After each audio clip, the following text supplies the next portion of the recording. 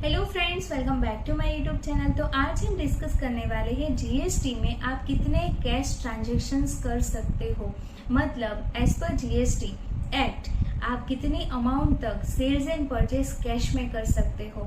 तो पूरा ही हम cash bill limit as per GST act detail में इस वीडियो में जानेंगे। तो वीडियो बहुत ही इंफॉर्मेटिव होने वाला है, तो बने रहे अंत तक। एंड क्विक नोट, अगर आपने अभी तक मेरे चैनल को सब्सक्राइब नहीं किया है तो मेरे चैनल को सब्सक्राइब कर लीजिए ऐसे यूजफुल वीडियोस के लिए। तो आइए चलो स्टार्ट करते हैं। तो फर्स्ट ऑफ ऑल यहाँ पे जान लेते हैं कि as per GST act cash bill limit है वो जानना बहुत ही इम्पोर्टेंट है, क्योंकि अगर आपको एक बार ये पूरा ही लिमिट का नॉलेज रहता है देन यहाँ पे बहुत ही चांसेस कम बन जाते हैं कि आपको जीएसटी डिपार्टमेंट की ओर से कोई नोटिस आए। तो यहाँ पे फर्स्ट ऑफ ऑल ऐसा है कि as per GST act sales and purchase के लिए अगर आप कैश में करते हो तो यहाँ पे प्रेजेंटली जीएसटी एक्ट के अकॉर्डिंग कोई यहाँ पे प्रोविजन नहीं है जो रिस्ट्रिक्ट करते हैं कैश ट्रांजेक्शन्स को।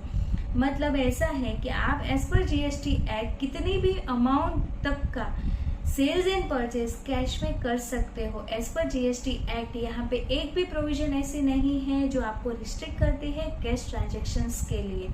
तो यहाँ पे यानी कि जीएसटी एक्ट के अकॉर्डिंग आपको इम्पोर्टेंट बात जो ध्यान में रखनी है वो है कि आपको प्रॉपर GSTIN 1 and 3 भी फाइल करना है, आपको प्रॉपर बिल मेंटेन करने हैं, आपकी जो भी जीएसटी लायबिलिटी होती है वो प्रॉपर पे करनी है, देन आईटीसी भी प्रॉपर तरीके से क्लेम करनी है। 2B का पूरा कंपैरिजन चेक करने के बाद यहाँ पे आईटीसी आपको क्लेम करनी है। यानी कि जीएसटी एक्ट है वो यहाँ पे कैश ट्रांजेक्शन्स लिमिट के लिए यहाँ पे पूरा ही साइलेंट है। बट वेरी इंपॉर्टेंट पार्ट आ जाता है इनकम टैक्स का, क्योंकि आपको जो भी ये कैश ट्रांजेक्शन्स है उसको कोरिलेट करना है विथ इनकम टैक्स। तो यहाँ पे इनकम टैक्स एक्ट में सेक्शन 48(3) जो पेमेंट के लिए यहाँ पे वेरी इंपॉर्टेंट बात करता है वो है कि अगर आप कोई भी एक्सपेंडिचर के लिए एक दिन में फॉर अ सिंगल ट्रांजेक्शन्स के लिए फॉर अ सिंगल पर्सन को अगर मोर देन 10,000 का कैश पेमेंट करते हो तो एक्सपेंडिचर आपको डिसअलाउ होता है। तो ये जो पेमेंट की है जो रूल ये आपको इनकम टैक्स का जीएसटी के साथ कोरिलेट करना है। तो इनकम टैक्स में यहाँ पे वेरी इंपॉर्टेंट चीज आपको ध्यान में रखनी है कि आपको जो भी एक्सपेंडिचर के लिए आप पेमेंट करते हो आपको more than ₹10,000 for a single person for a same day के लिए नहीं होना चाहिए। तो ये रूल आपको जीएसटी के साथ कोरिलेट करना है। इनकम टैक्स और भी एक कैश रिसीट के लिए भी बात करता है, यानी 48(3) पेमेंट के लिए था, अभी कैश रिसीट के लिए भी इनकम टैक्स में सेक्शन 269 ST बात करता है।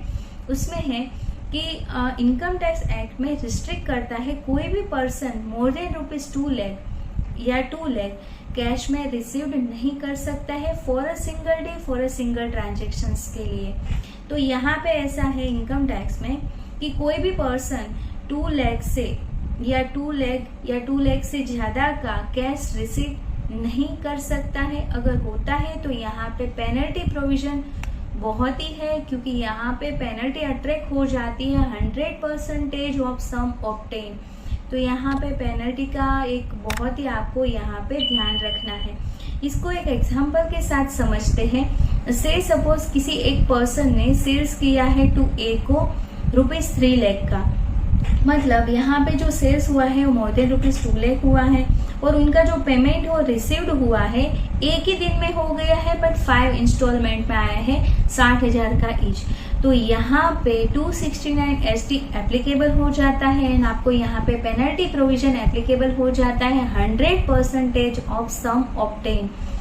तो ये भी हो सकता है, बट कभी कभार यहाँ पे बहुत सारे लोग प्लानिंग भी करते हैं कि इनको जो 3 लाख का पेमेंट लेना है वो 6 डे में सिंगल ट्रांजेक्शन्स के लिए भी रिसीव करते हैं। तो यहाँ पे क्या होता है कि फर्स्ट डे में 50,000 आया, सेकेंड डे में 50,000 आया, थर्ड डे में भी 50,000 आया, ऐसे करके पूरा ही 3 लाख का पेमेंट आता है।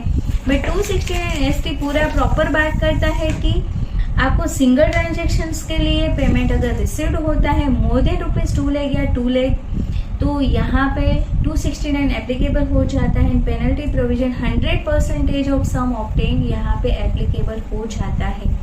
तो कंक्लूड ऐसे करते हैं कि जीएसटी में कैश ट्रांजेक्शन्स के लिए कोई लिमिट नहीं दी गई है, बट आपको इनकम टैक्स एक्ट भी इसके साथ कोरिलेट करना है। तो आई होप आपको पूरा ही समझ में आया है। अगर आपको कोई भी क्वेरी है देन जरूर आप मुझे कमेंट करके पूछ सकते हो। आप आपके फैमिली एंड फ्रेंड्स के साथ शेयर करें ताकि वो भी अपडेटेड इन्फॉर्मेशन से वाकिफ रहे।